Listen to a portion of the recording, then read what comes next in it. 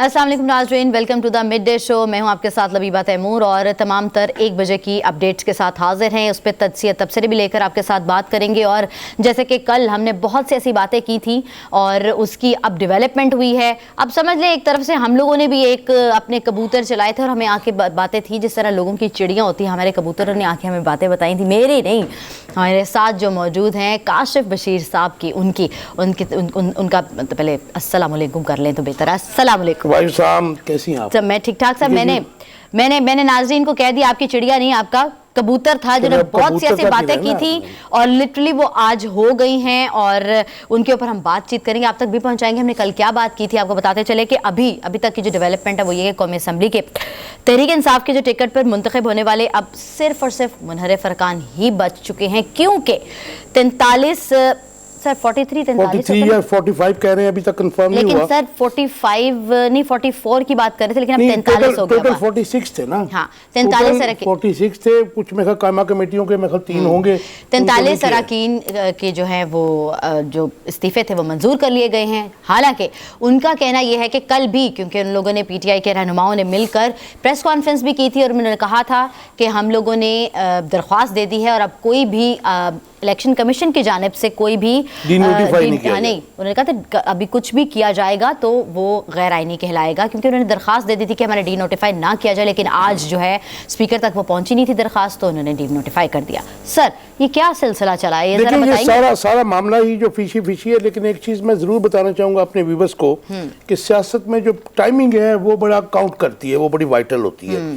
अब जब इन्होंने, मैं तो कहता हूँ कल भी हमने ये बात की थी कि इमरान खान साहब के अपनी सफ़ों में कोई ऐसा बंदा है कि जो उनकी जो है जी जो उनकी सारी प्लानिंग को लीक करता है। जब इमरान खान साहब ने अनाउंस किया कि हम असेंबली में वापस जा रहे हैं, तो उसके फौरी बाद आपने देखा उन्होंने 35 और अब ये 43 और 45।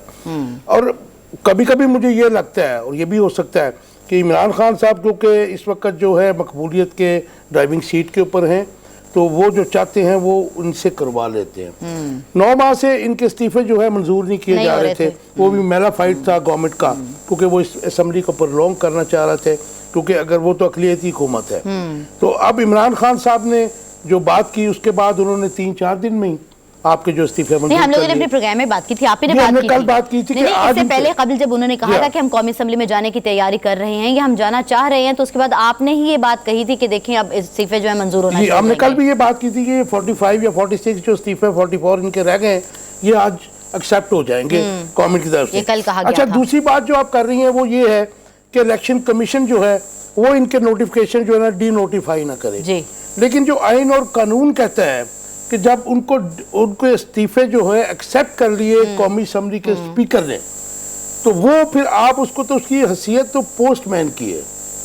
अगर आप नहीं तो सर वो लॉजिक कहाँ गया जहाँ ये कहा गया था कि हम उस वक्त करेंगे आपके पर्सन टू पर्सन इंडिविजुअली आप जाएंगे, ये भी तो आपको यही बात तो मैं कह रहा हूँ कि इस वक्त इनको रखने का मतलब है कि अगर ये 44, 45 जितनी भी क्वांटिटी इनकी है, स्ट्रेंथ है, अगर ये असेंबलियों में वापस आ जाते हैं तो राजा रियाज जो हैं वो ऑपोजिशन लीडर नहीं रहेंगे। और इसीलिए मैंने कल ये बात कही थी, किसी ने भी नहीं कही थी। हमारे ये क्रेडिट भी पब्लिक न्यूज़ के प्रोग्राम मिड डे को जाता है, हमारे प्रोग्राम को जाता है। सर आपने 2-3 चीज़ें कल कही थी जो कि आज हो गई हैं, और मैं कैटेगोरिकली ये बात करना चाहूँगी हमारे इस प्लेटफॉर्म से, मिड डे शो से। डेफिनेटली आपने कहा था और क्रेडिट गोज टू यू। आपने तब कल भी जाता है ना, 12 दफ़ा एक बात आपने कही, एक नहीं 2 बातें ऐसी हैं जो कि होगी। एक तो कौमी असेंबली के इस्तीफों की उन्होंने बात की थी और एक और आगे जाके आपको बताएंगे। अच्छा, अब राजा रियाज साहब को जो है ना जी, वो अगर ये 43 बंदे भी चले जाते हैं, अगर इंटैक्ट हो जाती इनकी सीटें, तो फिर राजा रियाज साहब साइड पे हो जाएंगे। अच्छा, उनको वो फिर कौमी असेंबली के जो है ऑपोजिशन लीडर नहीं रहेंगे। और इसीलिए उसको बचाने के लिए इन्होंने मैंने इसीलिए कहा था कि ये कभी भी नहीं चाहेंगे कि तहरीक इंसाफ का कोई बंदा ऑपोजिशन का लीडर बने। ताकि जो मामलात हैं, सियासी मामलात हैं, बहुत तेजी से जो है कौमी जो इंतखाबात हैं उनकी तरफ, आम इंतखाबात की तरफ जा रहे हैं। और नून लीग कभी अफोर्ड नहीं कर सकती है कि ऑपोजिशन का जो Opposition में लीडर है वो exactly पीटीआई का PTI हो, हाँ जी। ताकि निगरान सेटअप जो है उससे कंसल्टेशन सर उन्होंने अपने निगरान सेटअप में भी तो अपना ले आए हुए हैं, अच्छा वो पंजाब में ले आए ना, पंजाब में ले आए हैं। सर लेकिन मेरे ख्याल में अब देखें ना, अगर ये जो मामला है अगर इलेक्शन कमीशन तक जाएगा, लेकिन वहाँ पे कोर्ट में पंजाब जाएगा, की हुकूमत का कौमी ज्यादा असेंबली डंका में बजता है अगर वैसे। ऐसा मामला होगा ना जी, जी। तो वो कोर्ट में जाएगा, या फिर if I am not wrong तो मे बी वो सदर के पास इख्तियार जाए, लेकिन वो वहाँ पे इलेक्शन कमीशन के पास नहीं जाएगा। वो मैं जो जहाँ तक मेरा नाकस इल्म है, वो मेरे ख्याल में कोर्ट्स उसको डिसाइड करेंगी। तो इस तनाज़ुर में सर निगरान वज़ीर आला के ऊपर भी सुप्रीम कोर्ट पे जाने के लिए बात की गई थी, तो उससे कोई आपको उसके अंदर नहीं, मुझे नहीं लगता कि उसके ऊपर होगा कुछ, क्योंकि बात ये कि जो निगरान वज़ीर आला के ऊपर इन्होंने किया है, वो हारिस स्टील मिल वाले जो हैं सेठ अफजल और सेठ निसार साहब, उनके साथ ज़ाहिर है इनके ताल्लुकात थे। वो पेपर भी जो है सोशल मीडिया पे भी आ गया, हमारे पास भी था पहले से, जो निगरान वज़ीर आला है उनका। अब ये तो कोर्ट्स की सवाबदीद है, क्योंकि प्ली बारगेन तो हुई, उनका वो ड्राफ्ट नंबर भी साथ लगा हुआ है और लेटर भी सारा है, और जाहिर है कि नैब के पास भी रिकॉर्ड है, लेकिन कानूनी मोशगाफियों का तो हमें नहीं मालूम है।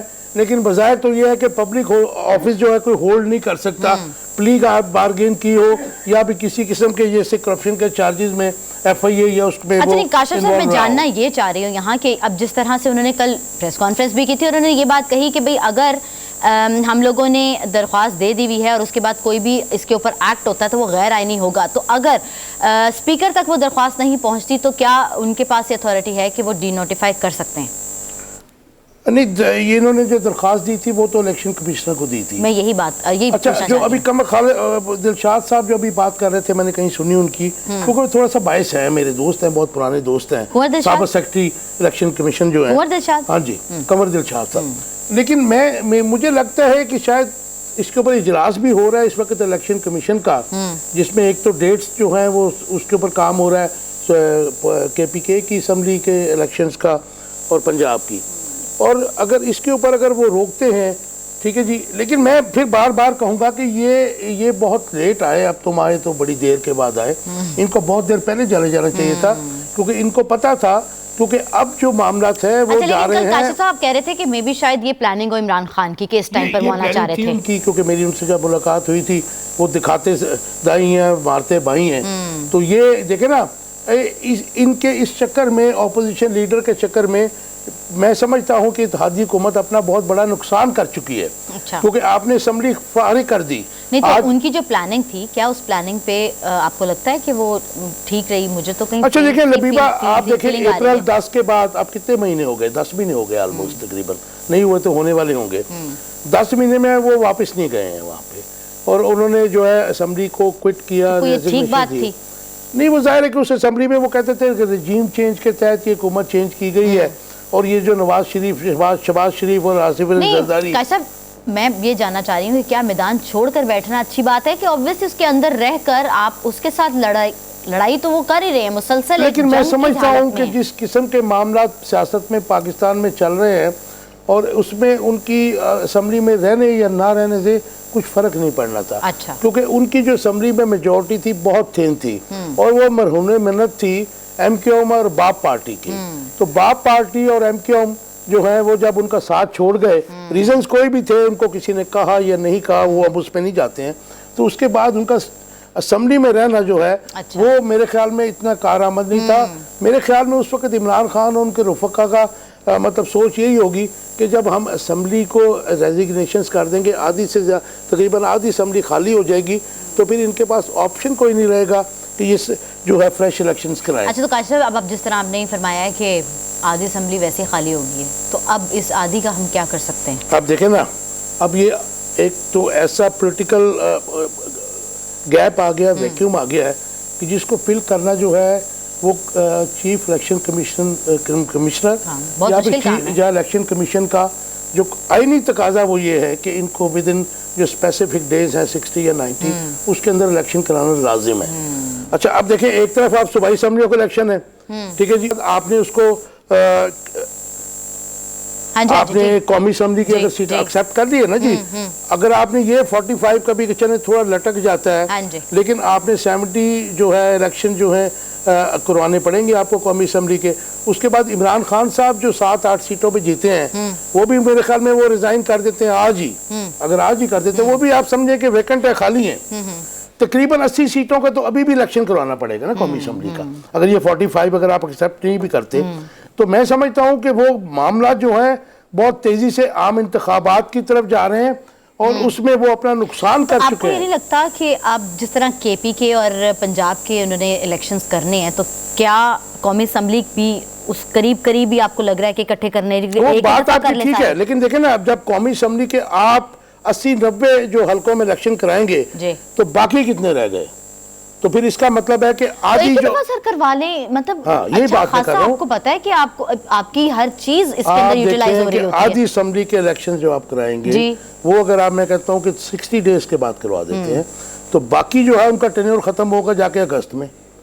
तो फिर ये कैसे पॉसिबल है कि 2 बड़े सूबों को भी उसमें करवा रहे हैं, कौमी असम्बली के भी टुकड़ियों में हो रहा है? तो ये मामला जो मेरे ख्याल में या तो आम इंतखाबात की तरफ जा रहे हैं, हाँ। या फिर कुछ और होता नजर आ रहा है मुझे इस मुल्क। हम अपनी बातों को ऑब्वियसली इतनी ढेर सारी हैं और समझ से इतने लॉजिक से बीच में जो बात आप तक पहुंचाना चाह रहे हैं उसको कंटिन्यू रखेंगे। यहाँ वक्त हुआ एक ब्रेक का, हमारे साथ रहिएगा, don't go anywhere. Welcome back to the mid day show. नाजरीन, कल बहुत बड़ा ब्रेकडाउन देखा गया, बिजली बहाल हो गई है, लेकिन कहा जा रहा है, ये वज़ीर तवानाई की जानिब से कहा गया, उनका बयान सामने आया कि बहाल कर दी गई है।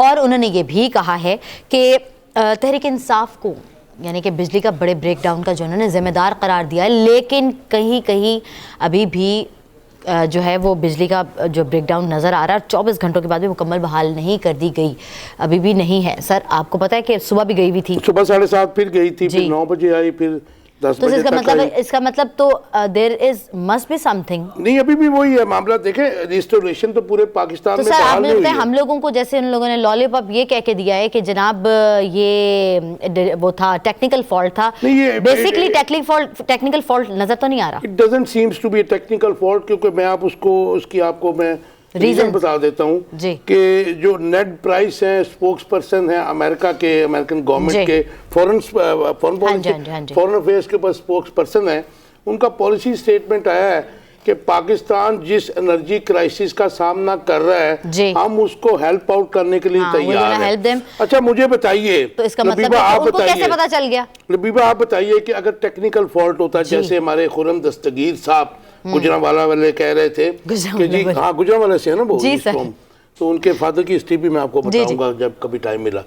तो वो कह रहे थे कि जी हमने रात को प्लांट बंद किए क्योंकि सप्लाई जो है वो हमारी डिमांड कम है, तो हमने रात को प्लांट बंद किए और सुबह जब ऑन किए तो वो चले ही नहीं। सर, आपको पता है इसके ऊपर, इस ब्रेकडाउन के ऊपर इतनी मीम्स निकल आई हैं कि भाई हमारा मुल्क वैसे तो चल रहा है, अरबों डॉलर का नुकसान भी तो हुआ अपनी जगह पर है सर, कितना कुछ नहीं हुआ सर। उन्होंने कहा कि हमारा वैसे पाकिस्तान चल नहीं रहा तो हमने रीस्टार्ट करने की कोशिश की। लबीबा, आप तो इधर ही हैं, तो आपने देखा कि लाहौर पे 5 घंटे जो है, मैंने खुद सफर किया है, किनाल के ऊपर ट्रैफिक जो है जैम थी, और उसमें आप सर एटीएम नहीं चले, बैंक के थे, कुछ भी नहीं था, बिल्कुल ही ब्लैकआउट था। के जो आपको पता है लोगों के ऑफिसेज इसलिए नहीं चले क्योंकि डीजल खत्म हो गया था, जनरेटर चला। अच्छा, ये इसका मैं थोड़ा सा मुझे मेरी जो एनीबॉडीज गैस है, लेकिन सर टेक्सटाइल इंडस्ट्री को 7 करोड़ का नुकसान हुआ है। 7 करोड़ तो खैर एक मतलब एक दिन में सर, लेकिन डॉलर की बात करें सर।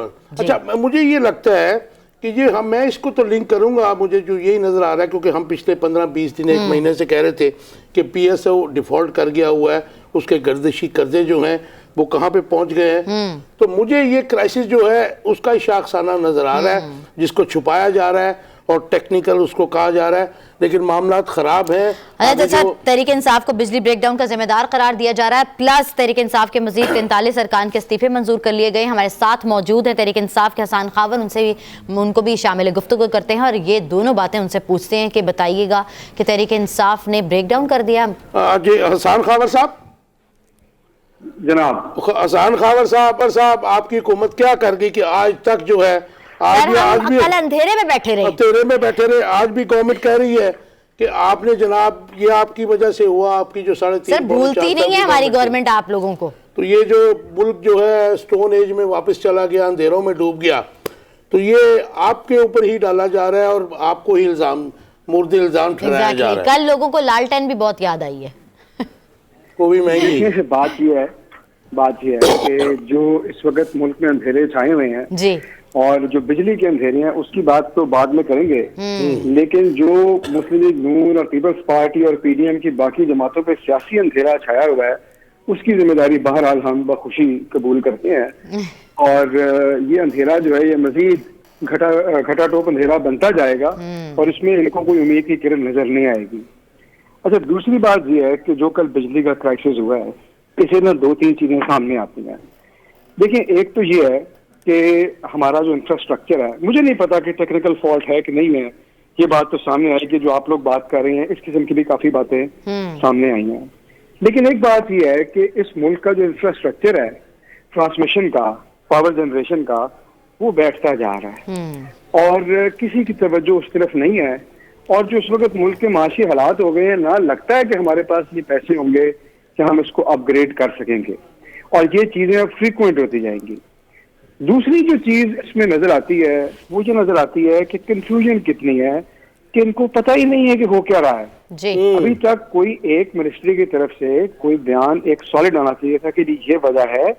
कभी शुरू हुए कि जी 6 घंटे लगेंगे, फिर कहा जी 24 घंटे लगेंगे, फिर अनाउंस कर दिया कि सारा ग्रिड रिस्टोर हो गया है, और आपको पता है कि आज सुबह से बिजली आ रही और जा रही है। एग्जैक्टली। अच्छा, उससे भी बड़ी एक चीज है कि जब आपकी बिजली को आधी रिस्टोर हो जाती है और आधी नहीं होती, तो आपके जो वजीर बिजली है तवानाई, वो ये कहते हैं कि हमने शहबाज शरीफ की कायदाना सलाहियतों की वजह से बिजली रिस्टोर कर ली।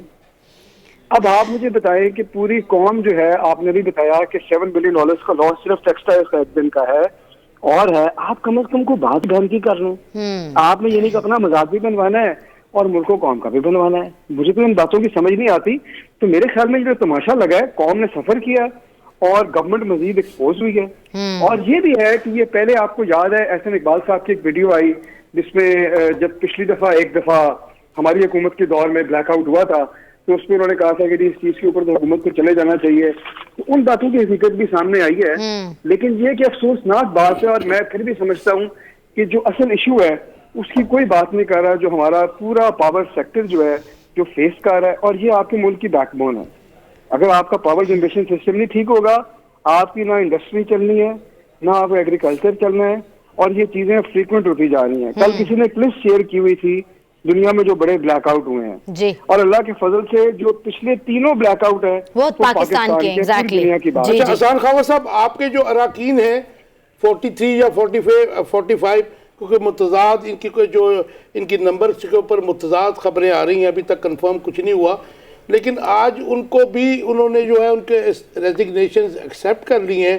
जैसा कि हमारे इस चैनल को भी एजाज़ है कि हमने कल दोपहर में ही कह दिया था कि ये जो अब इस्तीफे बकाया रह गए हैं ये आज मंजूर कर लेंगे स्पीकर साहब। तो इसके ऊपर आप क्या कहते हैं? और ये नहीं, क्योंकि इसके ऊपर अगर आप डी नोटिफाई करना, तो अब उनका तो काम एज अ पोस्टमैन रह गया है इलेक्शन कमिश्नर का, तो आप कैसे देखते हैं इसको? क्योंकि इसके अगर ये इस्तीफे जो है डी नोटिफाई आके अरकान हो जाए तो फिर आपके पास वो चांस तो ख़त्म हो गया कि आप जो है अपोजिशन लीडर जो है राजा रियाज को ख़त्म करके अपना बनाना चाह रहे हैं। अपोजिशन नहीं, अपोजिशन लीडर का कोई मसला नहीं। देखें, बात यह है कि अपोजिशन लीडर वाली इतनी अहम चीज़ नहीं है। ये तो वैसे भी जो फैसले अपोजिशन लीडर ने थोड़ी करने हैं, जहाँ पे चीफ मिनिस्टर हमारा था वहाँ पे फैसला को हमने कर दिया था। देखा नहीं आपने पंजाब में क्या हो रहा है? तो ये फैसले तो इलेक्शन कमीशन में जाने ही थे। सिर्फ बात ये थी कि इसमें जो सियासी एक वजह थी वो ये थी कि शहबाज शरीफ का वोट ऑफ कॉन्फिडेंस, और अगर हमारे लोग वहां पे आते तो ये जो 20 लोटे थे इनको ये इस्तेमाल ना कर सकते और ये अपनी इनको वोट ऑफ कॉन्फिडेंस में इनके साथ शमूलियत ना इख्तियार कर सकते। असल तो कहानी ये थी। अच्छा, अब आपने देखा कि कल पूरी कौम ने देखा कि जो हमारे लोग रह गए हैं वो कह रहे थे हम इस्तीफे नहीं दे रहे। स्पीकर के घर जाके भी उसको बता रहे हैं, स्पीकर के दफ्तर भी जा रहे हैं, स्पीकर साहब उनको मिल नहीं रहे, इलेक्शन कमीशन भी गए हैं, और इन्होंने आज डी नोटिफाई कर दिया। वजह क्या है? वजह ये है जो मैंने आपको पहले बताई कि वोट ऑफ कॉन्फिडेंस लेना है। अब हाल ये है कि 22 करोड़ लोगों के जो मुल्क की जो पार्लियामेंट है वो इस वक्त वहां पे ऑपोजिशन तो नहीं है। अगर आप पार्लियामेंट में देखें तो 13 जमातें और 20 लोटे पड़े हुए। और ये पंजाब और खैबर पख्तूनख्वा को अगर आप मिला लें तो तकरीबन ये 67-70% पॉपुलेशन है जिसके पास अब इस वक्त नुमाइंदगी नहीं है जी। अगर आप पीटीआई वर्सेस बाकी पार्टीज देखें तो आधे से ज्यादा मुल्क जो है उसके पास इस वक्त पार्लियामेंट में नुमाइंदगी नहीं है। तो ये एक शो केस गवर्नमेंट चला रही है। अच्छा, हाल ये है कि मुल्क में आपने पहले बिजली की बात की, IMF ये कह रहा है कि पहले आप कंडीशंस मीट करें तो हम आपसे बात करेंगे। आज सुबह की जो खबर आई है वो ये है कि पहले नंबर ही गलत दिए हुए थे। आज $4.1 अरब पे आपके ज़र मुबादला के ज़खायर है। $500 मिलियन और करनी है इस हफ्ते में और अगले 72 घंटे में ये $3.5 अरब पे जा सकते हैं। तो मुल्क जो है उसके हालात ये हैं और इनको अंदाजा ही नहीं है कि जब डिफॉल्ट मुल्क करते हैं तो हाल होते क्या है। इनको सीखना चाहिए अर्जेंटीना से, इनको सीखना चाहिए श्रीलंका से। को पता ही नहीं है मुल्क के साथ क्या रहे हैं। तो अब आपके सामने ही है ये। जी हसन खावर साहब, एक और जो डेवलपमेंट हुई है, जो आपके इमरान खान साहब जो कह रहे थे, जो प्रेशर आपने डाला था उनके ऊपर बिल्ड किया था, बल्कि मेरी लास्ट जो मुलाकात हुई थी उसमें भी उन्होंने यही कहा था कि हम ये असम्बलियाँ जो है डिज़ोल्व करके तो हम इनके ऊपर बहुत प्रेशर डालेंगे और आम इंतखाबात की राह हमवार करेंगे। लेकिन जिस किस्म की ब्यूरोक्रेसी में उखाड़ बछाड़ कल से शुरू कर दी है केयर टेकर CM ने, तो उसको आप कैसे देखते हैं? क्योंकि अगर बिलाल सदीक कमियाना साहब को CCPO लगा दिया गया और उसके बाद कैप्टन उस्मान अनवर को IG बना दिया गया, तो आप ये समझते हैं कि ये आप जो इलेक्शंस आने वाले हैं जब भी होते हैं सूबाई असम्बली के, उनके जो आउटकम है उसमें कोई असरात इनके मनफी पड़ेंगे? देखिए, बात ये है, इलेक्शन तो ये करवाना ही नहीं चाह रहे फिलहाल जो नजर आ रहा है। खैर, हम इनको भागने नहीं देंगे, लेकिन लगता ये इलेक्शन करवाना नहीं चाह रहे। दूसरी बात ये है कि ये कोई हसीन इत्तेफाक तो नहीं है कि पहले जब हमजा शहबाज की हुकूमत थी PMLN की, जी, तो उनकी ब्यूरोक्रेसी की टीम और आज जबकि एक निगरान हुकूमत है उनकी ब्यूरोक्रेसी की टीम बिल्कुल वही है। और लोग भी वो हैं जो कंट्रोवर्शियल है, लोग वो हैं जिन्होंने 25 मई के अंदर बहुत ही एक मजमूम किरदार अदा किया। तो लोगों को नजर तो आ रहा है कि आपने सरवरक जो है वो बदल दिया है। एग्रीड, लेकिन तो वही है। हसन खावर साहब, आपकी बात से मैं एग्री करता हूँ, लेकिन उस वक्त आपके को 150 से ज्यादा 170-80 के करीब जो MPs है उनका प्रेशर भी तो था। वो हमजा की जो गवर्नमेंट थी जो लेजिटिमेट नहीं थी, लेकिन उसके ऊपर प्रेशर आपके MPs का था। अब नहीं है वो, अब नहीं है। नहीं, वो नहीं है। मैं आपकी बात बिल्कुल मानता हूँ, लेकिन मैं आपको ये बताऊं कि इस वक्त आइन क्या कहता है। मैं ये कह रहा हूँ कि उस वक्त तो हमने हमजा शहबाज के होते हुए इलेक्शन लड़ा था और बावजूद इनकी तमाम कोशिशों ने, क्योंकि अवाम ने इनको मुस्तरद कर दिया था। पंजाब के जो ज़मीनी इंतखाबात हुए हैं, मेरे ख्याल में अगर आप पाकिस्तान की तारीख उठाएं तो वो एक बड़ा फैसला कौन मोड़ था। चेंज रिजल्ट था। अच्छा साल साहब, ये भी बताते चलें कि आपकी जानिब, आपकी पार्टी की जानिब से एहतजाज की कॉल दी गई है, नामंजूर उसके ऊपर, आप निगरान वज़ीर आला तैनाती के ऊपर, तो कहाँ से स्टार्ट करें और क्या सिलसिला इसका? देखिए, आज हम इलेक्शन कमीशन के बाहर प्रोटेस्ट कर रहे हैं और मैं आपको बताऊं कि प्रोटेस्ट भी करेंगे, पिटिशन भी करेंगे। जमहूरियत के अंदर तो यही होता है ना। देखिए, एक इस वक्त लोगों में अनरेस्ट है, लोगों को नजर आ रहा है कि जमहूरियत के नाम पे इस मुल्क में गिल्ली डंडा खेला जा रहा है और जो अवाम है उसको गिल्ली समझ के सारे पीट रहे हैं। तो इस वक्त अगर लोगों को किसी ने डिसिप्लिन रखा हुआ है, अगर किसी ने रिस्ट्रेंट किया है, तो उस लीडर का नाम इमरान खान है। तो आइन और जमहूरियत के दायरे में रहते हुए तो यही ऑप्शन है ना कि हम प्रोटेस्ट करेंगे और अदालतों का दरवाजा खटखटाएंगे। लेकिन एक लिमिट आएगी कि जब इमरान खान भी इन पे नहीं काबू रख सकेंगे, क्योंकि लोगों सफर तो लोग कर रहे हैं ना। आप समझते हैं कि लोग इतनी बड़ी तादाद में निकलेंगे? क्योंकि वो ड्यू अपोलोजाइज, जो आपकी रिक्वायर्ड तादाद थी लोगों की, वो पाकिस्तान के बड़े शहरों से नहीं निकली। इस बात से मैं बिल्कुल इख्तलाफ नहीं करूंगा कि इमरान खान और PTI के अवामी सपोर्ट अनप्रेसिडेंटेड है, लेकिन अवाम की जो तादाद जो अपने राइट्स के लिए बाहर निकलने की वो जो रिक्वायर्ड तादाद है वो नजर नहीं आई हमें माजी करीब में। देखिए, मैं आपको रेशियो कम हो गई है। इस वक्त हाल क्या है? हाल ये है कि प्रेशर कुकर के अंदर जो है ना नीचे आग लगाई हुई है और हम ये कह रहे हैं कि ये नहीं फटेगा। कभी तो उसने फटना है। या तो आपको आग कम करनी पड़ेगी या ढकना खोल के उसकी स्टीम निकालनी पड़ेगी। हसन साहब, लेकिन फिर भी ना सिविल अनरेस्ट जो है वो अब भी तो बिल्कुल भी नहीं है। हमारा पाकिस्तान इस चीज को अफोर्ड कर सकता? बिल्कुल अफोर्ड नहीं कर सकता। लेकिन हम देखें ना तो इसका क्या काम है कि प्रेशर कुकर को उतारा जाए वहां से, चूल्हे पे से। हम तो प्रेशर बढ़ाई जा रहे हैं लोगों के ऊपर, लोग जल रहे हैं। तो कभी तो फटना है। तो इसको डिफ्यूज मेरा तो करने के जवाब करना चाहिए। Thank you very Thank you much so much, साहब, आपने अपना कीमती टाइम हमें दिया। देखिए बात ये है कि वो उन्होंने एक बात की, वो बात उन्होंने की, लेकिन मैं नहीं करता। नहीं करनी भी नहीं चाहिए, जिसपे मैंने उन्हें कहा कि देखिए अब ये नहीं होता कि लोगों ने फट जाना है, सर हम तो और ही नहीं कर सकते। हम अवाम 22 करोड़ अवाम, उसके लिए जो भी हुक्मरान हैं इस वक्त, जो पॉलिसी मेकर्स हैं, उन्होंने तो देखे ना जी, उनकी जो जफाएं हैं वो अवाम के साथ, जिन्हें मैं सियासी बेवफा कहता हूँ, उसमें सिर्फ हुक्मरान भी नहीं है, उसमें ब्यूरोक्रेसी भी है, कुछ खुफिया अनासर भी हैं। तो उन्होंने जो है अवाम को स्कोर बोर्ड बनाया हुआ है अपनी जफाओं का और उनकी बेवफाइयों का, जो हम शिकार हैं। तो वो अपनी जो जफाएं हैं उनको उस पर लिखते जाते हैं, बढ़ाते जाते हैं और हम कबूल करते जाते हैं। अब हम जहाँ भी आप देखें अपने हकूक के लिए निकलना पड़ेगा उससे पहले कि किसी के हाथ से ये सब कुछ बाहर निकल जाए। यहाँ वक्त हुआ एक ब्रेक का, कहीं मत जाइएगा, stay with us. Welcome back to the mid day show. नाजरीन, आपको मैंने अपने शो से स्टार्ट में मैंने आपको बताया था कि कुछ ऐसी बातें काशिफ साहब ने बता दी थी। अब मैं मान गई हूँ, पीर हो गए, मैं इनकी मुरीद हो गई हूँ। इन्होंने कुछ ऐसी बातें बताई थी जो कि आज वो पूरी भी हो गई हैं। आप समझ लें, उनके कबूतर उन्होंने आके, जिस तरह लोगों की चिड़ियाँ आती हैं, हमारे कबूतरों ने आके बताया था, काशिफ साहब के कबूतरों ने बताया था। एक बात तो जब मैं आपको बताई थी, जब उन्होंने कहा था आगे नहीं जाना किसी और, नहीं कहीं नहीं, मुझे सुबह भी कह रहे थे मेरे कहीं और ना पहुंच जाना कबूतर से। मैंने कहा नहीं, मैं कहीं नहीं जाने देती। अच्छा, तो वो ये था जब आप बताया कि 43 अरकान की कौमी असम्बली के इस्तीफे मंजूर हो गए। साथ ही साथ कल 12 दफ़ा काशिफ साहब ने कहा था कि बिलाल सदीक कमियाना को CCPO लाहौर लगाने की बाज़गश्त है, और जो कि वो हो भी गया, रात को हो गया 11 बजे की। तो सर IG भी बदल दिया। हाँ जी, IG भी बदलने की बातचीत हो रही थी, लेकिन चीफ सेक्रेटरी भी बदल दिया। ऑनेस्ट आदमी थे अब्दुल्ला सुंबल साहब, हाँ जी, उनको भी सैक कर दिया, हाँ जी, उधर एस्टेब्लिशमेंट में रिपोर्ट करने के लिए।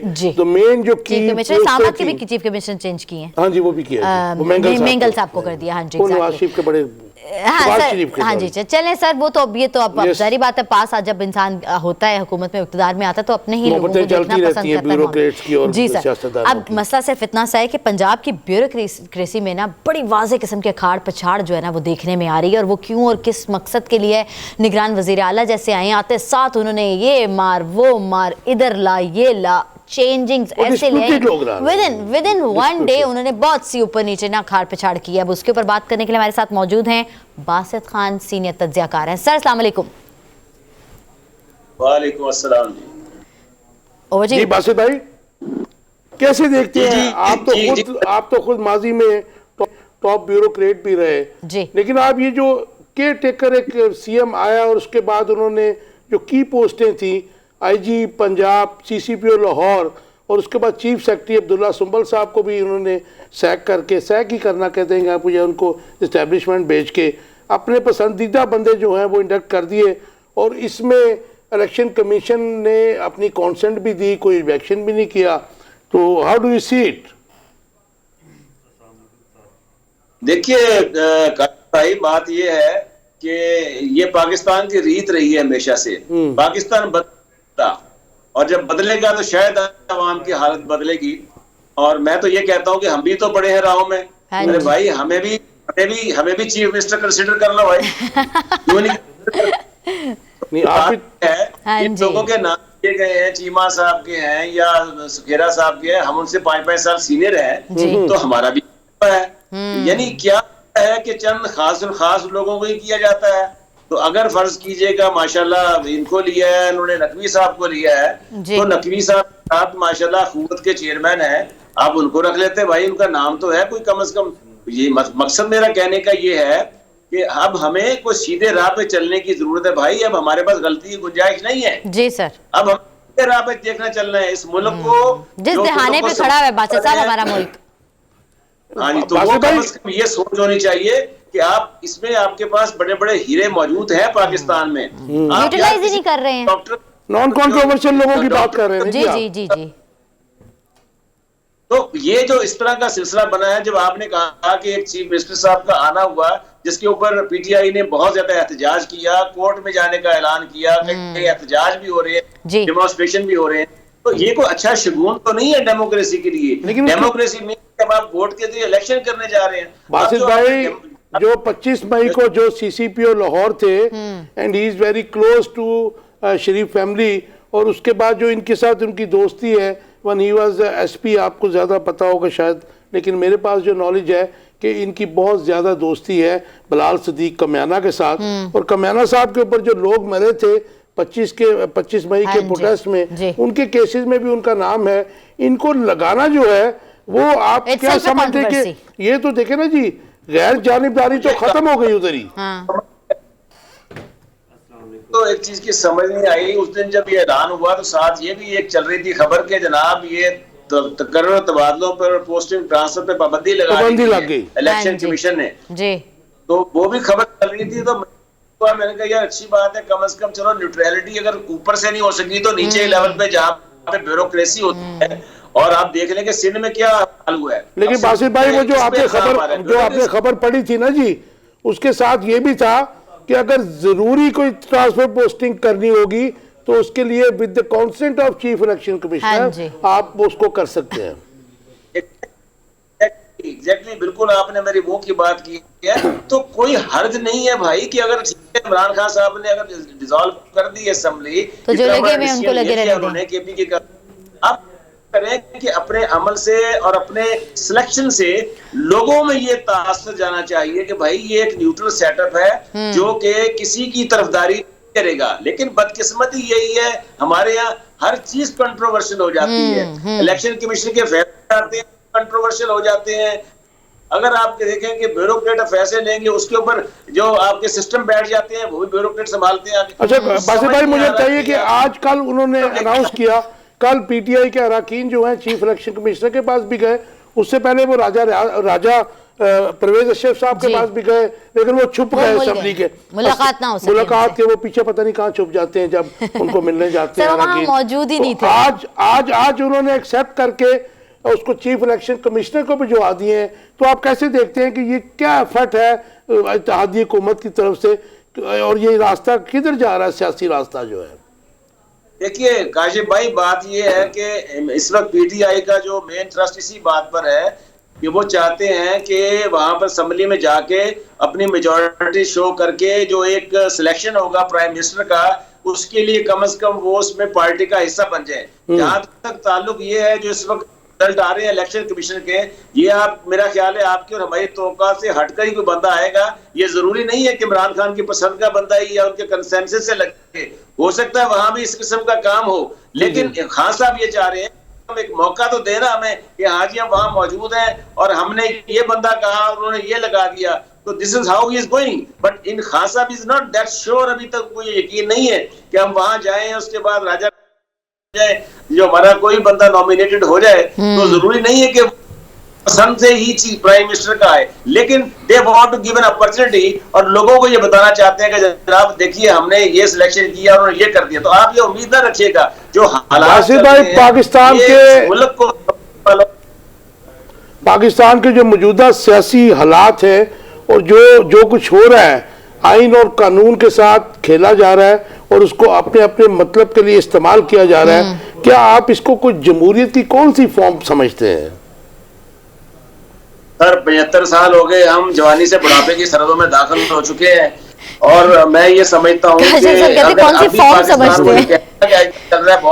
कि पाकिस्तान एक नाजुक मोड़ पर 75 साल से खड़ा है, इतना लंबा मोड़ 75 साल से खत्म होने का नाम नहीं ला रहा। बात ये है कि हजूर काशिफ भाई कि ये जो चीजें हैं ना, अब हमें चाहिए कि खुदा ना खास्ता पाकिस्तान एक ऐसी जगह पर है जहां पर आप देखें कि केपीके में खान साहब की मेजॉरिटी है, पंजाब में उनकी मेजॉरिटी है, कराची में जहां वहां भी उनकी मेजॉरिटी है, कोयटा में भी उनको लोग पसंद करते हैं, पूरे पाकिस्तान में पसंद करते हैं।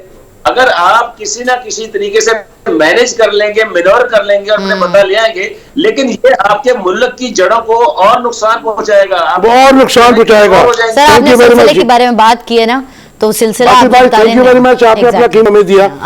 सर बात करें सिलसिले की, तो सिलसिला वर्स्ट तरीन सिलसिला हो चुका है सर। नहीं वो देखे ना, आप जमहूरियत के नाम पे अवाम को तो ईंधन बना रहे हैं ना अपने मफादात के लिए, लेकिन आप इस जमहूरियत से भी खेल रहे हैं इस वक्त, और कॉन्स्टिट्यूशन जो है आईन पाकिस्तान उसको भी मोम की नाक बनाकर अपने अपने जो है मफादात के लिए इस्तेमाल किया जा रहा है। उसकी जिंदा मिसाल उसकी जिंदा मिसाल ये 24 तहरीक इंसाफ के जो तहरीक 43 इंसाफ के जो इस्तीफे हैं, हाँ। जो 9 अप्रैल से पेंडिंग किए गए थे अपने मफादात के लिए, और जब जिक पहुंचने लगी वो वापस आने लगे सर, तो आपको immediately तो आपको उसको कर दिया। तकलीफ नहीं होती कहते हुए कि हम डेमोक्रेसी में हैं? हम नहीं, we are not in democracy, हम ये डेमोक्रेसी नहीं है तो डेमोक्रेसी है ही कहीं जिसमें नहीं। अवाम को एम्पावर ना किया जाए, अवाम को अवाम की शेयरिंग ना हो, अवाम के दुखों पे फखर रखने वाला कोई ना हो। This is not democracy. ये तो मैं समझता हूँ कि आपको इसको इशराफिया की हुकूमतें भी नहीं कह सकते, क्योंकि इशराफिया के भी अपने एक रवायात होती हैं, सर, इखलाकियात हमारे होती हैं। पाकिस्तान में डेमोक्रेसी कहना बहुत जरूरी है। मुनज़्ज़म ग्रो। तो वो एक वार्डरोब के अंदर, वो अब सामने रखा कबर्ड के अंदर आप जो एक मॉडल रखते हैं ना, ऐसे ही आपको वो बनाकर वो डेमोक्रेसी वैसे रखी हुई है कि हाँ जी ये हमारे पास मौजूद है। ये अपने अपने फायदे के लिए उसको डेमोक्रेसी का भी नाम देते हैं। नाज़रीन, और ये उसको था आइन को भी ये था आज यूज़ का हमारा करते हैं। शो, और उम्मीद करते हैं आपको पसंद आया होगा। अपना फीडबैक देने मत भूलिएगा, अपना बहुत ख्याल रखिएगा, दुआओं में शामिल रखिएगा। बशर्ते ज़िंदगी, कल मुलाकात होगी। अल्लाह हाफ़िज़।